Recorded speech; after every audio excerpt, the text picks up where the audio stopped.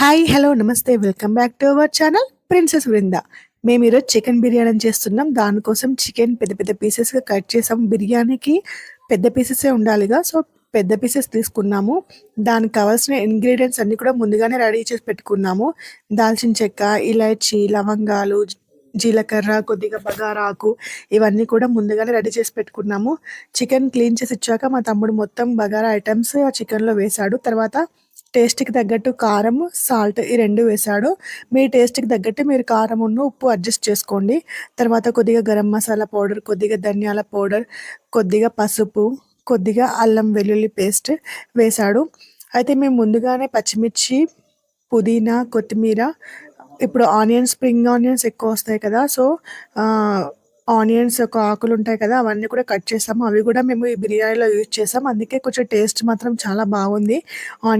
Spring onions use చేయడం వల్ల. ఇవి కూడా కొత్తిమీర, పుదీనా, ఇంకా పచ్చిమిర్చి, స్ప్రింగ్ ఆనియన్స్, కొద్దిగా ఆయిల్ వేసి ఈ చికెన్ పీసెస్ అన్నింటికి కూడా మసాలా పట్టేలాగా మంచిగా మిక్స్ చేశాడు. కాకపోతే ఏమైందంటే బౌల్ చిన్నగా అయిపోయింది. చికెన్ పీసెస్ ఆ మసాలా పట్టడం కొంచెం కష్టమైపోయింది. సో ఏం చేసాము, ఒక పెద్ద బౌల్లోకి ఈ చికెన్ పీసెస్ ప్లస్ మసాలా మొత్తం ట్రాన్స్ఫర్ చేసాము. ఇంకా ఆలోపు ఆనియన్స్ కూడా బగారా పైన వేయడానికి చికెన్లోకి కావాలి కదా! సో డీప్ ఫ్రై చేసాము మేము ఆనియన్స్ కట్ చేసి. ఇంకా ఆలోపు ఈ చికెన్ వేరే బౌల్‌లో వేసాము. ఇలా వేసి మంచిగా పీసెస్‌కి అంతా మసాలా పట్టేలాగా మంచిగా కలపాలి. ప్రతి పీసెస్‌కి మసాలా పట్టేలాగా కలిపిన తర్వాత పెరుగు కలపాలి. పెరుగు యాడ్ చేసుకోవాలి. దానికోసం మేము 2 పెరుగు ప్యాకెట్స్ యూజ్ చేసాము. ఇంకా పెరుగు అంతా కూడా దాంట్లో చికెన్ మసాలాలో వేసేసి నెక్స్ట్ ఫ్రైడ్ ఆనియన్స్ ఉంటాయి కదా!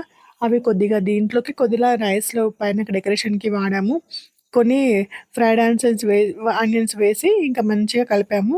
ఇంకా పీస్‌కి పట్టేలాగా చికెన్ మసాలా గ్రేవీలా ఉండేలా పట్టాము. ఇలాగైతే మంచిగా పీస్ లోపలికెళ్ళిపోయి మంచిగా టేస్ట్ వస్తుంది.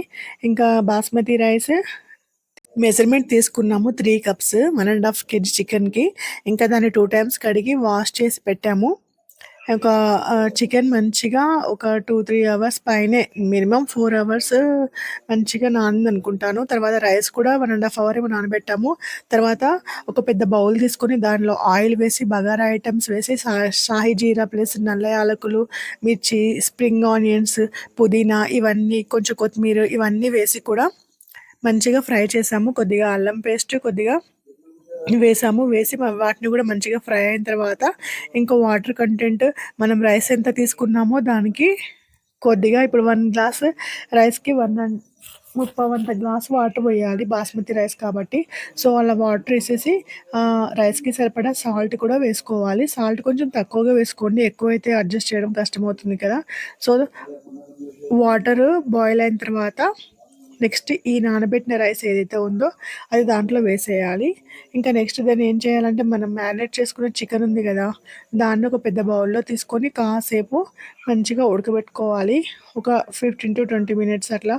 ఎందుకంటే చాలాసేపే మంచిగా నానింది కదా, తొందరగానే ఉడికిపోతుంది. తర్వాత ఈ రైస్ అనేది, ఇంకా రైస్ ఆల్మోస్ట్ కుక్ అయింది, పక్కన పెట్టేసాము. దాన్ని కొంచెం వాటర్ కంటెంట్ తీసేసి ఇట్లా జల్లెడలో వేసేసి రైస్ మొత్తం చికెన్ పైన లేయర్‌గా వేయాలి. తర్వాత ఫ్రైడ్ ఆనియన్స్, నెక్స్ట్ కొత్తిమీర, పుదీనా ఇవన్నీ వేయాలి. కావాలంటే ఫుడ్ కలర్ ఈ స్టేజ్‌లోనే యాడ్ చేసుకోవచ్చు. యమ్మీ చికెన్ బిర్యానీ రెడీ అయిపోతుంది. కొద్దిగా నెయ్యి కానీ, ఆయిల్ కానీ వేసేసి ఇలా క్యాప్ పెట్టేసేయండి.